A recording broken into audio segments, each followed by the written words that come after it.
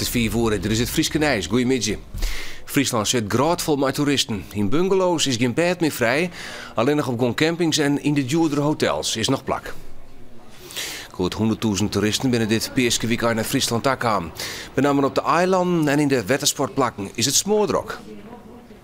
Dit wordt een recordpasen. Heel veel Duitsers, heel veel Nederlanders. En dat deze 4 dagen met prachtig weer, het kan niet beter. We hebben een grote campagne gevoerd, maar weer helpt natuurlijk extra, mag ik zeggen.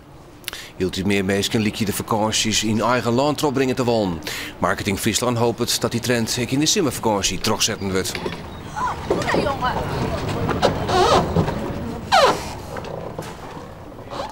De advocaat van het Afghaanse famke Sahar begint een nieuwe procedure.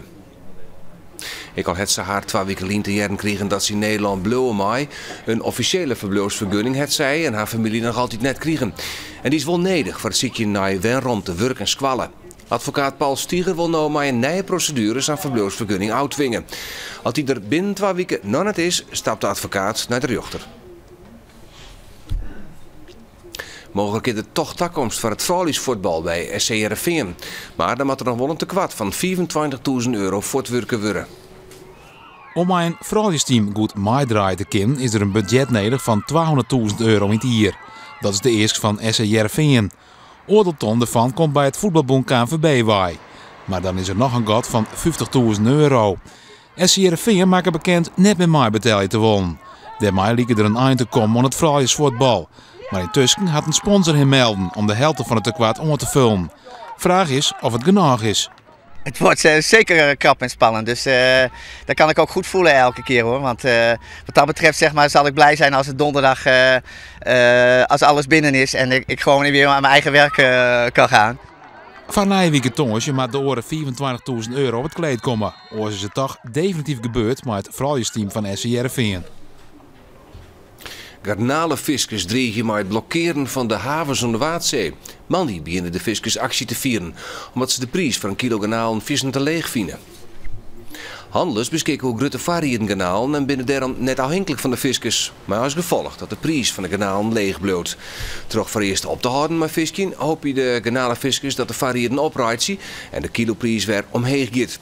In het geval dat het niet opsmiet, zullen de viskers de havens om de Waadzee blokkeren. In Snitswil wordt de nieuwe remise van de Friese stoommaatschappij voor het eerste bekend. Van juli oude is de plak voor 3 locomotieven en 6 wagons. De eigen treintje zal boven dat vanuit de remise de trein onsturen.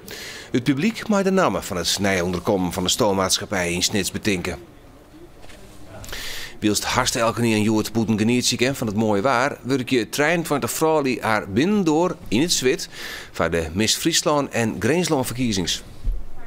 Joet is de eerste echte trainingsdag. Verskate professionals, zoals de internationale kapper Richard Jordan, binnenin hier om de vrouw op topniveau te krijgen.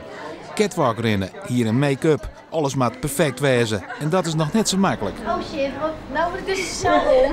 Ja. Maar het is wel een beetje hoe je staat. Ligt maar, ja, maar als jij nu op links staat, dan ga je toch gewoon links terug. Dat maakt op zich niet uit. Maar het is mooier om terug te draaien dan dat wanneer je helemaal zo een rondje maakt. Snap je? Dat is overbodig. Op 7 mei is de finale van Miss Friesland in Ljouwert. De winnares maakt daarna opnemen tegen alle oren provinciale missen in de Miss Nederland verkiezing. Sportclub Cambuur heeft juster maar de haken hoe de sleert. Woen van Fortuna Sittard. In eigen hoes was het 2-1. Op papier zal Cambuur geen zwierigheden hebben met degradatiekandidaat Fortuna. Maar de Ljouters maakt het haar zelfs onnodig dreig door slap te starten. En daardoor komen de Limburgers op 1-0 door een goal van Paddy John. De tweede helft vjocht het Cambuur hem waarom en komt het op lieke zichten. Keeper Wintjes liet de vrije trap van Turklos en Luidings op het goede plak voor de rebound. 1-1. En een kwartier voor tijd valt de winnende goal. Bob Schepers helpt het uit en Mark de Vries tikt de bal binnen. Zo wint Cambuur met 2-1 en daarmee kan de ploeg de play-offs nou haast net meer ontrinnen. Nou ja, kijk, qua doelsaldo, qua punten zou Dordrecht nog bij je kunnen komen. Maar qua doelsaldo halen ze dat van zo lang als ze leven niet meer. Dus in principe gaan we ervan uit dat we nu geplaatst zijn. En kunnen we rustig naar de volgende wedstrijd werken. Het water nog. Het is juni eerst nog zacht, een graad is 20. Vannacht zakken de temperatuur naar 11, 12 graden. Morgen op een ei en Protterzinnen 22 en 24 graden. En een matige en vrij krachtige eerste wien. Ik pees man die zinnen, maar de temperaturen gaan dan, en zeker de dagen daarna, wat omleeg.